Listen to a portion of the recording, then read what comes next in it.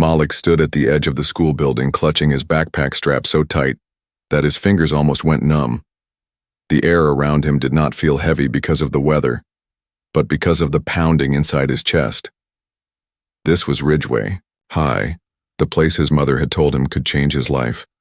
The place with bright lights above polished lockers, with long hallways echoing with laughter and chatter, with trophies shining in glass cases near the main office. For everyone else, it might have been just another ordinary Monday morning, but for Malik it felt like standing at the starting line of the biggest race of his life. He thought of the nights when his mother worked double shifts at the hospital, coming home exhausted but still smiling at him, still reminding him that everything she did was so he could have more chances than she ever did. He thought of her words the night before when she placed the school jacket in his hands. "Walk in with your head high," she told him. "Show them who you are." Those words stayed with him as he stepped into the noisy hallway for the very first time. The jacket was red and gold like everyone else's, but it felt heavier on his shoulders, like it carried his mother's dreams as well as his own. The hallway buzzed with energy. Lockers slammed, sneakers squeaked on the floor tiles.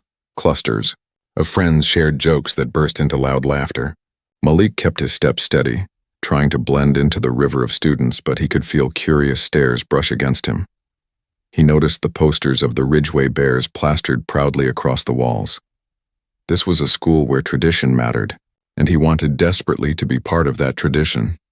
Still, a quiet question pressed at the back of his mind. Would they accept him? Would they see his hard work and determination, or would they stop at the surface and decide he did not belong? At his locker, he tried to focus on the numbers of the combination, but the sound of footsteps and laughter grew louder behind him. Group of boys in the same jackets walked down the hall like they owned it. They were the kind of students who carried themselves with confidence, the kind who seemed to command attention without trying. Malik felt their eyes land on him for a second. One whispered something to his friend and they both chuckled. He kept his head down and twisted the lock again, pretending not to notice the small sting in his stomach. He had seen looks like that before. Not everyone was like that, though. A girl with curly dark hair stopped near his locker and smiled. "Hey, you're new, right? I'm Rosa," she said. Her voice was friendly, open, without the edge he had felt a moment earlier. Malik smiled back, shy but grateful. "Yeah, I'm Malik." She nodded. "Welcome to Ridgeway. This place can feel like a maze, so if you need help finding classes, just ask." That small kindness was like a drop of water on dry soil. For a moment, Malik felt lighter. Maybe not everyone would judge him before they knew him. Maybe some would see him for who he truly was. The first classes of the day went by quietly. Teachers introduced him and he sat at his desk scribbling notes as best he could. When he raised his hand to answer a question, his voice was clear, his answer correct, but he noticed a few students watching him closely as if waiting for him to slip. He told himself it did not matter.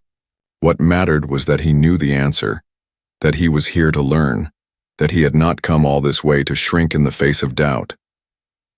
By lunchtime, Malik learned that the cafeteria was its own test. The noise was almost overwhelming, the smell of food mixing with chatter, the unspoken rules of who sat where heavy in the air. He stood for a moment with his tray in his hand, scanning the room. The athletes were grouped at one long table, their red and gold jackets making them look like a wall of confidence. Other tables were filled with band kids, drama kids, quiet kids. Malik hesitated, aware that sitting alone might make him look weak, but sitting at the wrong table could be worse. Rosa spotted him from across the room and waved him over. Relief washed over him as he walked to her table. A few students smiled at him, welcomed him, and soon he found himself laughing at a small joke. For the first time that day, he felt something close to belonging. Still, he could feel glances from the athletes' table. Their whispers carried a tone he knew too well, one that hinted at mockery waiting for its moment. The rest of the day, Malik kept to himself, moving through classes, taking notes, answering questions, doing everything he could to show he belonged here. But as the final bell rang and students poured into the hallways, he sensed something stirring in the shadows of the day. The same group of athletes leaned against the lockers near the exit. Their voices were loud, their laughter sharp, Malik could not make out every word, but he caught enough to know the sound of it was not friendly. He walked past them without slowing down, repeating his mother's words in his mind. Show them who you are, not what they expect you to be. That night at home, Malik sat by his bedroom window looking out at the quiet street. His mind replayed the day, the nervous walk down the hallway, Rosa's smile, the curious stares, the whispers that carried behind him. He thought of his mother and the sacrifices she had made just to see him have this chance. He thought of how badly he wanted to succeed, not just for himself but for her too. Tomorrow would come with new challenges. He knew that much. But deep down, he also knew something else. He was not just a boy trying to survive at a new school. He was a fighter, carrying dreams bigger than their doubts, strength deeper than their stares. And though he could not see it yet, those who had laughed at him would one day learn a truth they could never ignore. Malik was unstoppable. Malik woke up the next morning with a restless feeling in his stomach. The sun poured through the window, and outside the neighborhood was just waking up. People walked their dogs, kids rushed to catch the bus, cars hummed along the street. Everything looked normal, but inside Malik, there was a storm. His first day had been a mixture of hope and unease. He had survived it, but he knew deep down the real test hadn't started yet. His mother had left early for her hospital shift, leaving him a note on the kitchen counter with a sandwich and an apple. The note simply said, "Be proud of yourself today. You are stronger than you think." Malik folded the paper carefully and slid it into his pocket. He wanted to keep those words with him.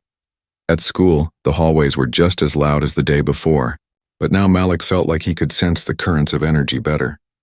He could see the groups forming, the invisible lines that separated who was accepted and who wasn't.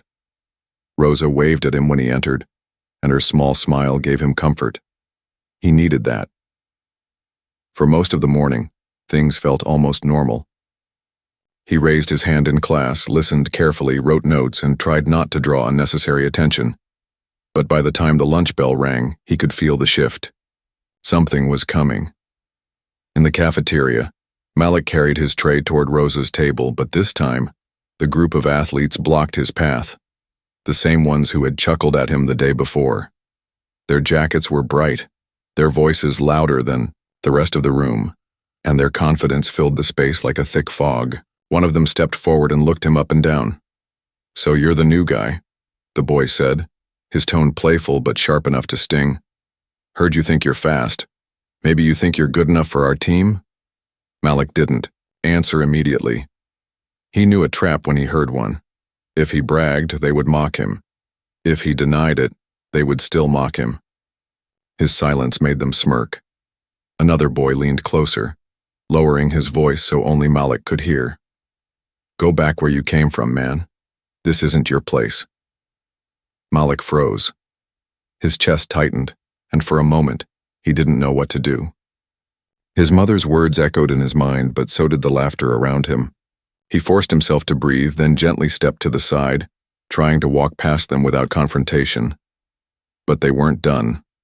One of the boys lightly shoved his shoulder as he passed, not enough to knock him over, but enough to send a message.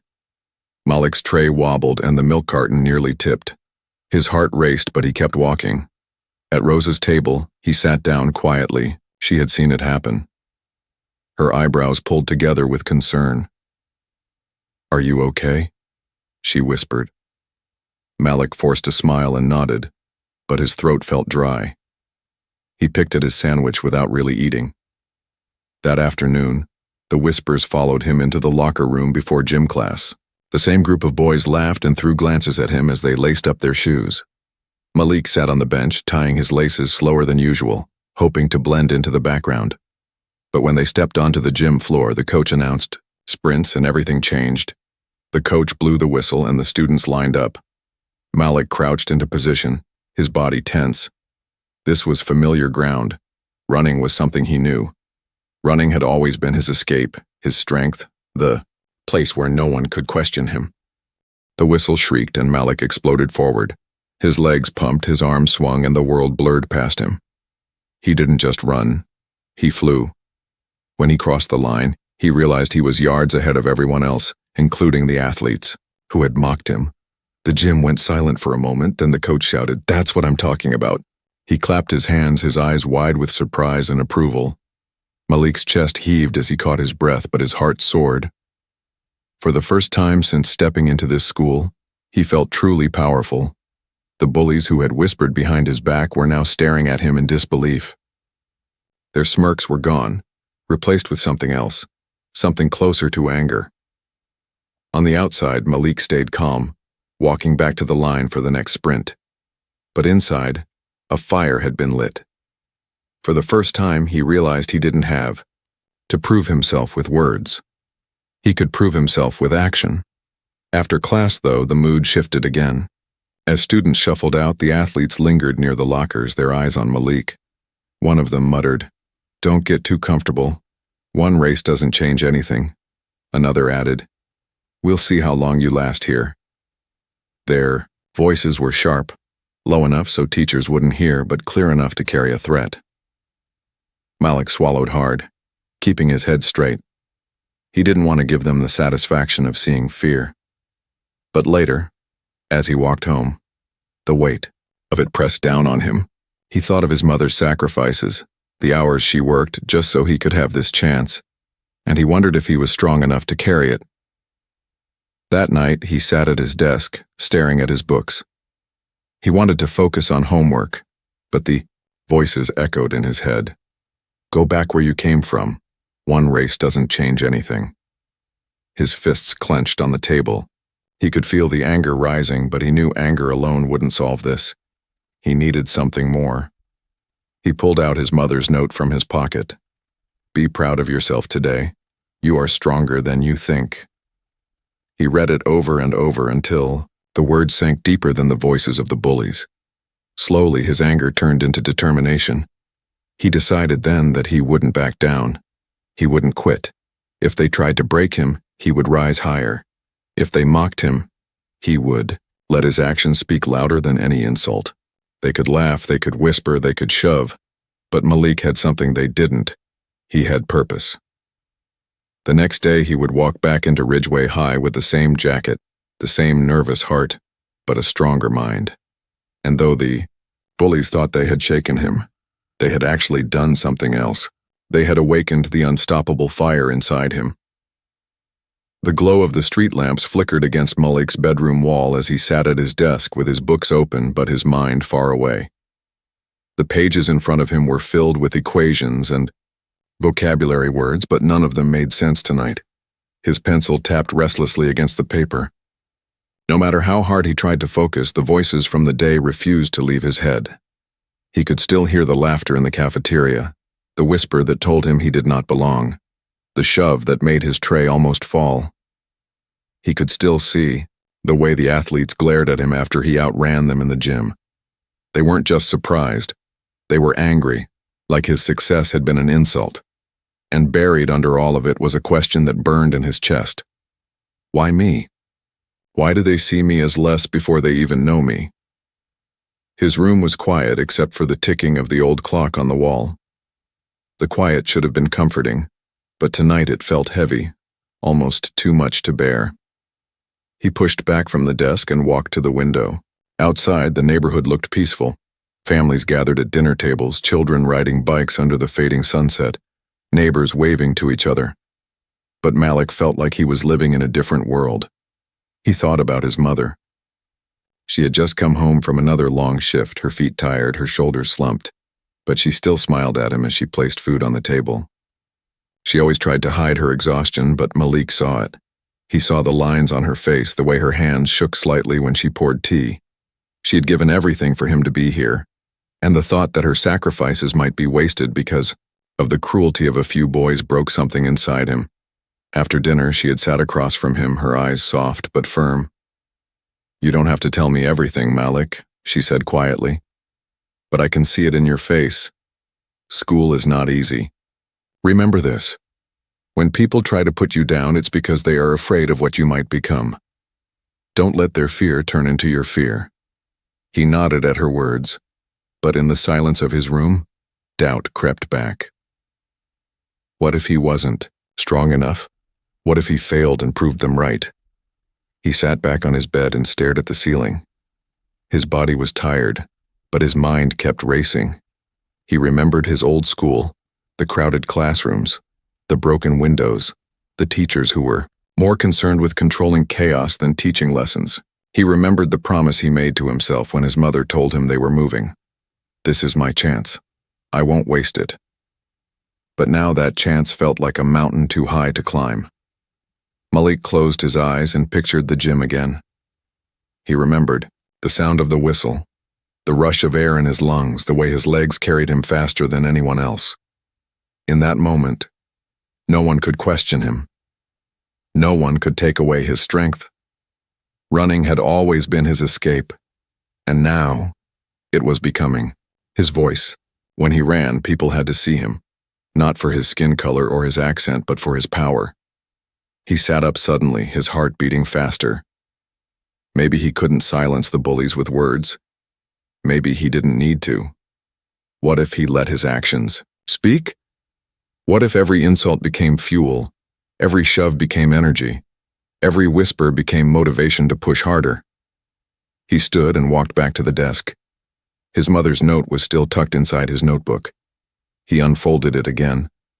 The paper, soft and creased now. Be proud of yourself today. You are stronger than you think. He read it slowly, letting every word sink deep. For the first time that night, a small smile touched his lips. The next morning, Malik rose before dawn. The sky outside was still dark, the streets empty. He laced up his worn sneakers and stepped outside. The cool air bit against his face, but he welcomed it. He jogged to the end of the street, then kept going, his breath visible in the morning chill. His feet pounded the pavement in rhythm, faster and faster, until the doubt in his head began to fade. Every stride reminded him that he was still standing, still fighting, still moving forward. By the time the sun rose, painting the sky orange and pink, Malik felt different, stronger, focused. He returned home sweaty and tired, but with a fire burning inside him. School was still waiting. The bullies were still waiting, but now he had a choice. He could let them break him, or he could rise until they could no longer reach him. At school that day, the whispers didn't vanish. The stares didn't disappear. The same athletes still leaned against the lockers with smirks on their faces. But something had changed in Malik. Instead of shrinking under their eyes, he walked straighter, his steps steady. Instead of hearing their laughter as chains, he heard them as fuel. During class, when a teacher asked a difficult question, Malik raised his hand without hesitation. His answer was sharp, confident, correct. The teacher smiled in approval, and a few students turned their heads with surprise. Malik didn't look at the athletes, but he could feel their eyes on him. At lunch, Rosa noticed it too. "You look different today," she said. "Like you're not scared anymore." Malik shrugged with a quiet grin. "Maybe I'm just done hiding." That night, as he sat by his window again, Malik realized that the bullies might not stop anytime soon. They might get louder, crueler, more determined to push him down. But he also realized something else. His strength didn't come from their approval. It didn't even come from beating them. It came from within, from his mother's sacrifices, from his own discipline, from his belief that he could be more than the labels they tried to put on him. The struggle was far from over. In many ways, it was only beginning. But Malik was learning that true battles were not just fought on football fields or in hallways. They were fought in silence, in the lonely hours when doubt crept in, when quitting seemed easier. And every time he chose to keep going, he was winning. As he drifted off to sleep, Malik knew tomorrow would bring another test. But he also knew he was ready, because every insult, every whisper, every shove only made his determination stronger. And one day soon, the same boys who tried to break him would see what he was becoming. He was not just surviving anymore, he was preparing. And soon they would understand the mistake they had made. The weeks passed slowly, each day a mix of challenges and quiet victories. Malik still faced the same whispers in the hallways, the same stares when he walked into class, and the same boys who never missed a chance to remind him he was different. But something inside him was changing. Every morning run before school made him stronger.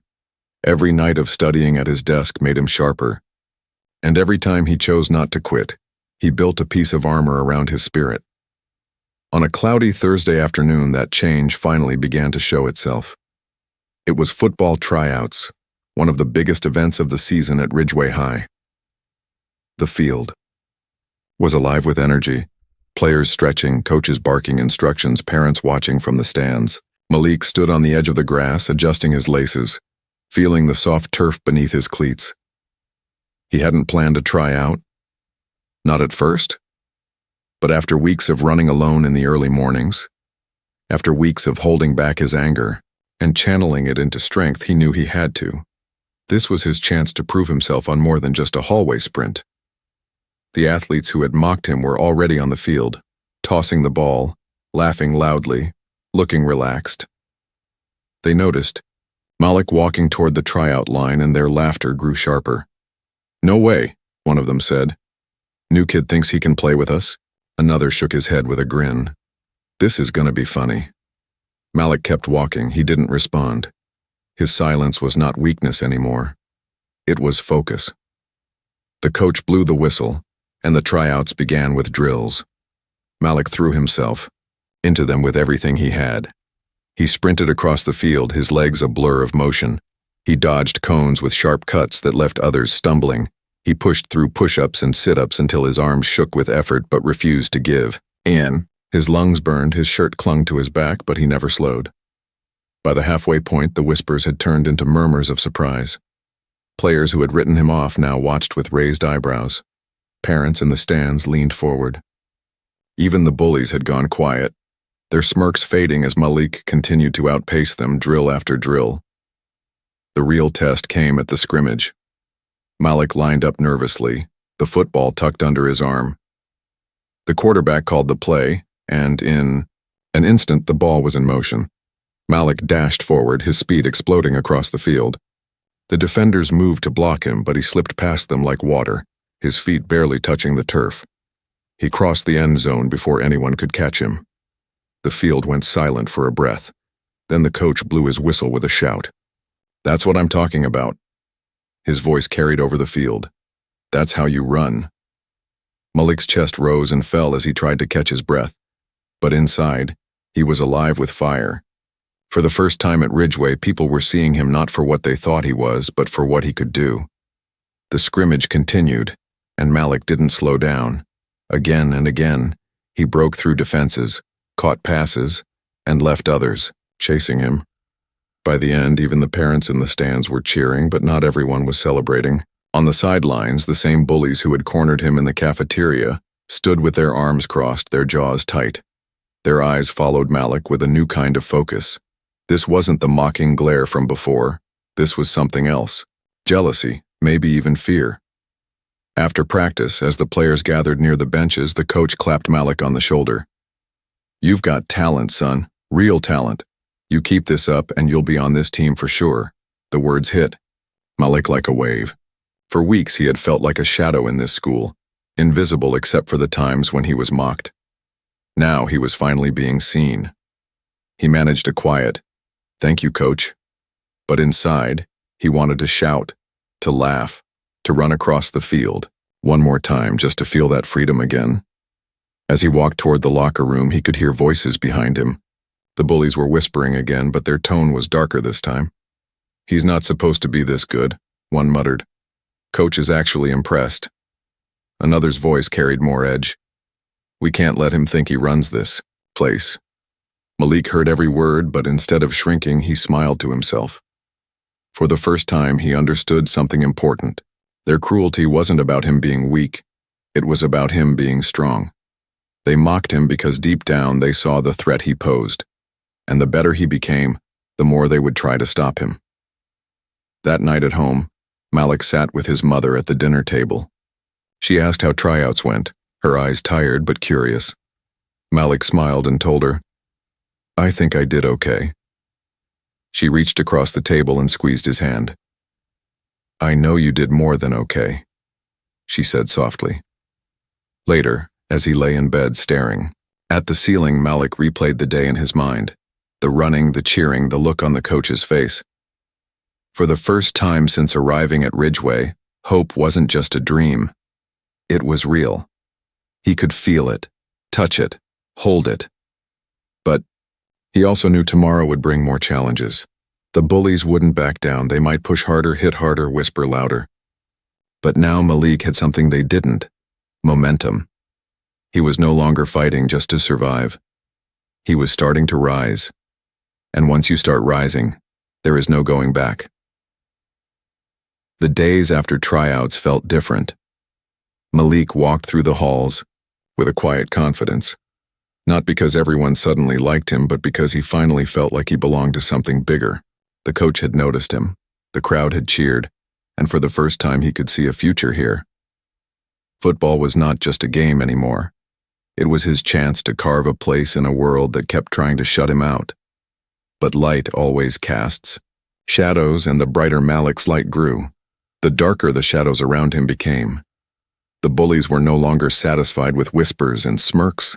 Their eyes followed him everywhere now, colder, sharper. In the cafeteria, when he sat down, they threw glances that made the room feel smaller. In the locker room, they bumped his shoulder harder than necessary, pretending it was an accident. In the hallways, their voices were always just close enough to hear, filled with threats disguised as jokes. One afternoon, Malik opened his locker to find his books scattered across the floor. Someone had dumped water inside, soaking his notebooks until the ink bled into unreadable smudges. His football cleats were gone. He knew exactly who had done it, though no one said a word. Students passing by glanced at him, then quickly looked away, afraid to be involved. Malik knelt quietly, gathering the ruined pages, his jaw tight. Inside, the anger burned hot. He wanted to shout, to slam the locker, to chase down the boys who thought they could break him. But something stopped him.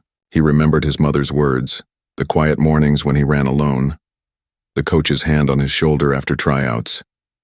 He remembered what it felt like to win by running faster, training harder, proving himself through action.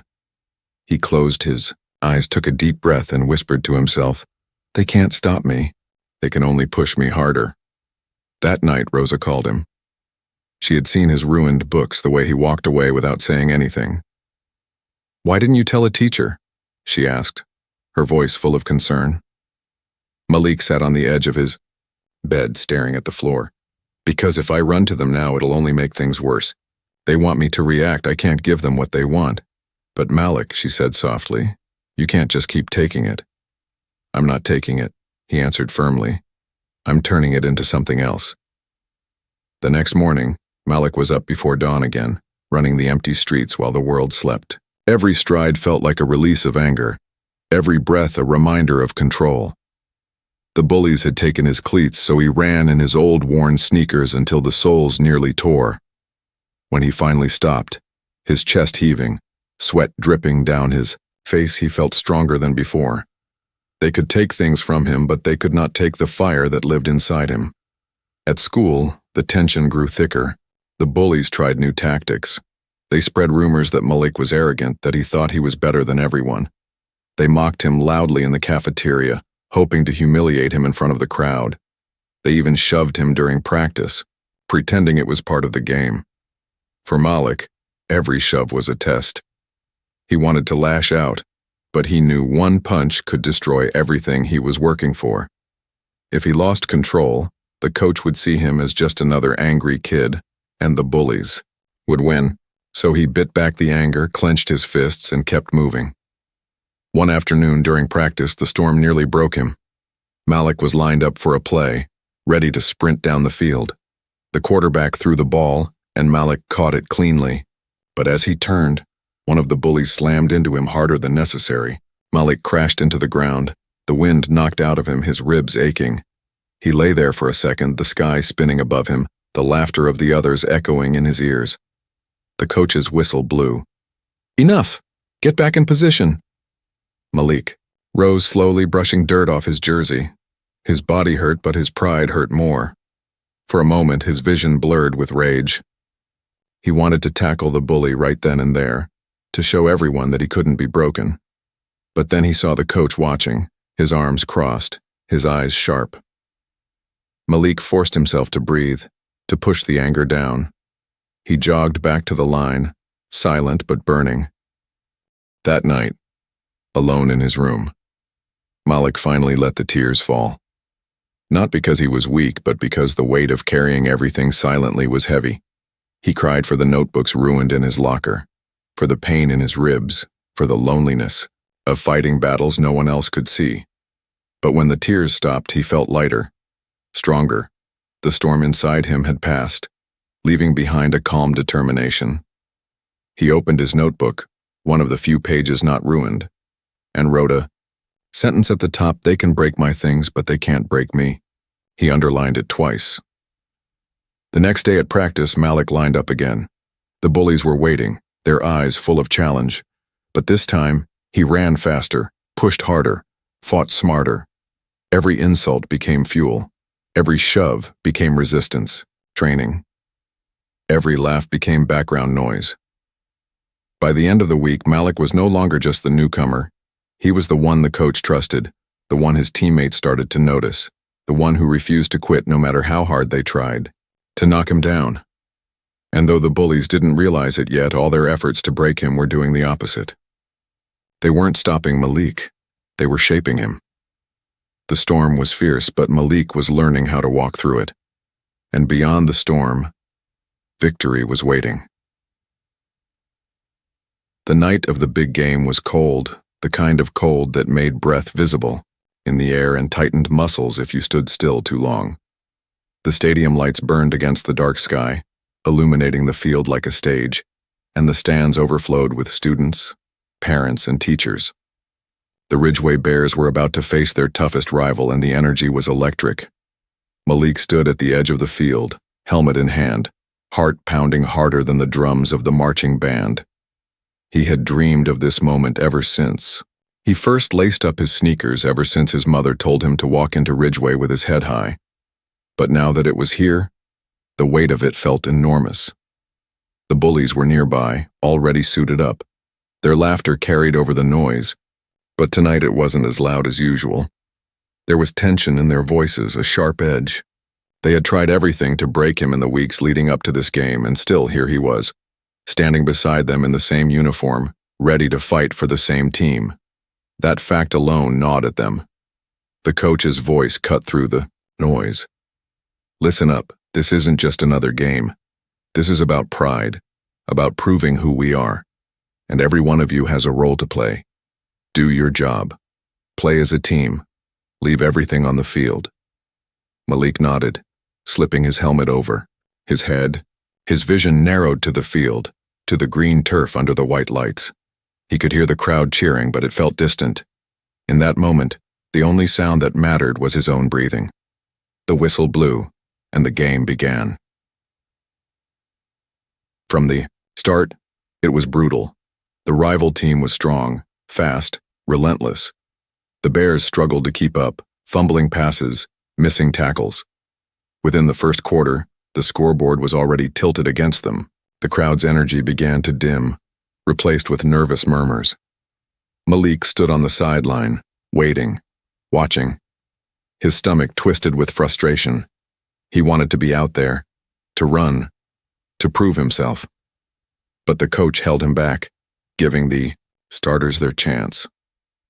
Finally, midway through the second quarter, the coach shouted his name. "Malik, you're in!" The moment he had waited for was here. Malik jogged onto the field, his heart racing, his body humming with adrenaline. He lined up, crouched low, eyes on the quarterback. The snap came, the ball soared, and in an instant, Malik was moving. His legs carried him forward with explosive speed, cutting past defenders who barely had time to react. The ball landed in his hands, and before anyone could stop him, he was across the end zone. The crowd erupted. Cheers thundered through the stadium, drowning out everything else. Malik stood in the end zone, chest heaving, the ball tight in his grip. For the first time, the school saw him not as the newcomer, not as the outsider, but as a player, a force, a weapon. From then on, Malik was unstoppable. Every play he touched turned into yards gained, defenders left behind, and momentum shifting. His speed was unmatched, his focus unbreakable. The team rallied around him, their energy reignited. Even the bullies who had spent weeks trying to drag him down had no choice but to follow his lead on the field. But the rival team wasn't about to give up. They hit harder, pushed rougher, tried to trap him at every turn. In the third quarter, Malik took a brutal tackle that sent him crashing to the ground.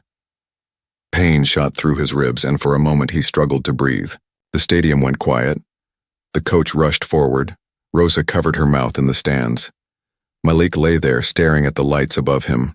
His body screamed at him to stop, to stay down. But then he thought of his mother, of the nights he ran alone, on dark streets, of the words he had written in his notebook. They can break my things, but they can't break me. Slowly, painfully, he pushed himself up. The crowd roared louder than before. Back in position, Malik clenched his jaw.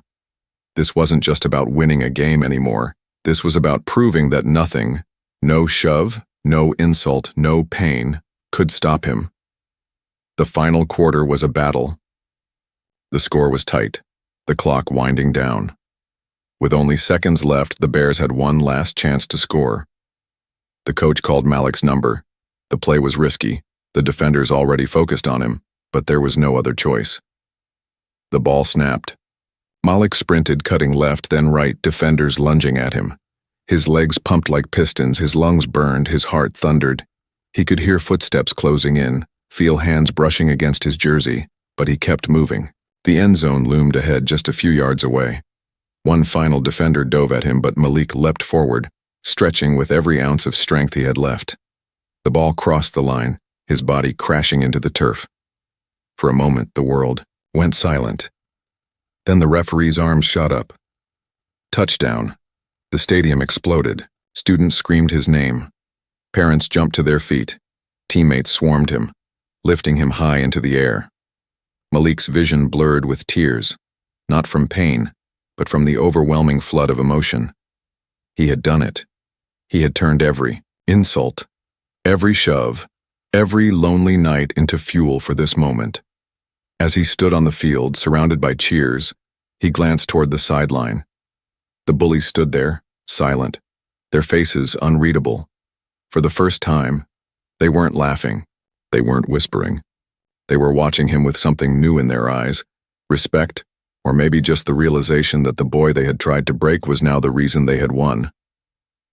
Malik raised his helmet high, the crowd chanting his name. He wasn't just the newcomer anymore. He was the player who had saved the game, the student who refused to be stopped, the young man who had turned pain into power. And yet, deep inside, Malik knew this wasn't the end. The victory was sweet, but the journey wasn't over. There would be more challenges, more storms, more people who doubted him. But tonight he had proven something important, not just to them, but to himself. He was unstoppable. The night of the big game ended with cheers that echoed long after the stadium lights shut off. Students poured onto the field. Parents shook his hand. Teachers smiled with pride. Malik walked home with Rosa by his side, his jersey still damp, with sweat, his body sore but his spirit soaring. For the first time, he felt what it was like to be seen not as an outsider but as a hero. But what stayed with him the most wasn't the crowd or the touchdown. It was the silence of the bullies. The boys who had mocked him, shoved him, tried to break him, they had no words left. They had seen him fight, bleed, and rise, and in that moment even their laughter had been silenced. The next morning at school, the hallways felt different. Malik still carried his backpack the same way, still walked past the same lockers, but the air had changed. Students who had never spoken to him before now nodded as he passed. Some clapped him on the shoulder. Even teachers who usually kept their distance offered small smiles.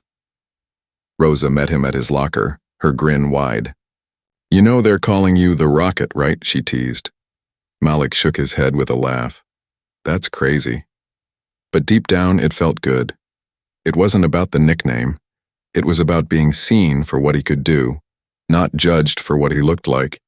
Even the bullies couldn't ignore him anymore. At practice, they stood beside him, quieter now. Their arrogance softened. One of them muttered, "Nice game," before jogging off. It wasn't much, but Malik understood. Respect doesn't always come with applause. Sometimes it comes in silence. But Malik's journey didn't stop at football. The victory gave him more than recognition. It gave him belief. He began to push harder in his studies, raising his hand in class not just to answer, but to ask deeper questions. Teachers noticed. His grades climbed. The same determination that fueled his runs now fueled his learning. At home, his mother saw the change too. She would come back from long shifts and find Malik not only finishing homework, but helping younger kids in the neighborhood with theirs. "You're becoming someone they can look up to," she told him one evening, her eyes filled with quiet pride. Malik smiled, but he knew the truth. He wasn't just doing it for them. He was doing it for the boy he had been on his first day, scared, alone, unsure if he belonged. Word of his story spread. Students began to whisper about how he never gave up, how he trained harder than anyone, how he turned insults into fuel. Younger kids at Ridgeway started watching him in the hallways, seeing him not just as an athlete, but as proof that you could survive the storm and come out stronger. Malik didn't see himself as a hero. He still woke up before dawn to run, still studied late at night, still faced moments of doubt. But every time he thought of quitting, he remembered the game, the cheers, the silence of the bullies, and he reminded himself, "You are stronger than you think." The bullies didn't vanish. There were still days when their old habits showed, when they tried to provoke him with muttered comments or mocking smiles. But Malik no longer saw them as walls in his path. They were shadows, reminders of the journey he had already survived. Their power over him had been broken the moment he chose not to quit. Months passed, and Malik became more than just a player. He became a leader. The coach noticed how teammates listened when Malik spoke, how his quiet determination lifted others. Soon he was named captain, not because he shouted the loudest, but because he carried the team with his example. Rosa watched it all unfold with a smile. One afternoon she said, "You know, Malik, when you first walked into this school, I could see you were carrying something heavy. But now, you carry everyone else with you." Malik paused, letting her words sink in. She was right. His story wasn't just about proving himself anymore. It was about showing others what was possible, and that was when Malik realized the truth. Being unstoppable wasn't about never falling. It was about rising every single time you did. By the end of the year, Malik's name wasn't just whispered in hallways.